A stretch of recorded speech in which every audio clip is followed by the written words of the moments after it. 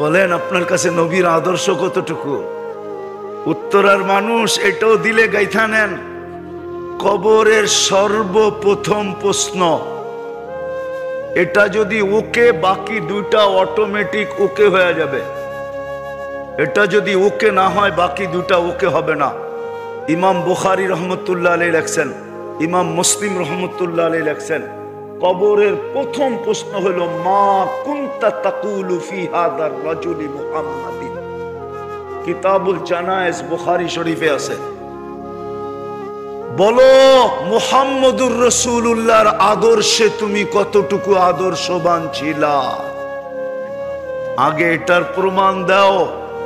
এটারও লম্বা কারণ আছে, বলার সুযোগ এখন নাই।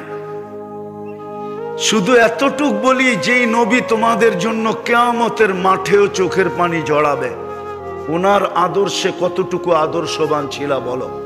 আর কিয়ামতের মাঠে তো চিৎকারই দিবে রব্বি উম্মতি উম্মতি বইলা। 3 বার সেজদায় পড়বেন দুজক থেকে বাহির করার জন্য। চোখের পানি ছাড়াই কি বাহির হয়ে আসবো আমরা?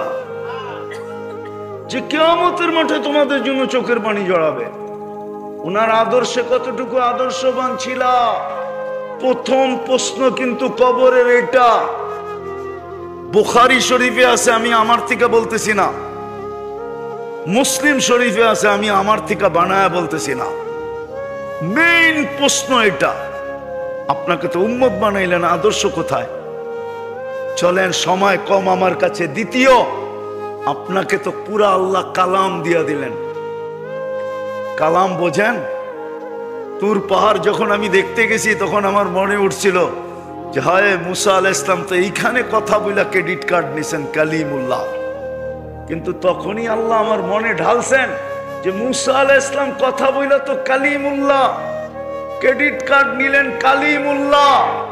আমি তো তোর সাথে কথা বলবো দেখা তোর সিনার ভিতরে দিলাম কালামুল্লাহ।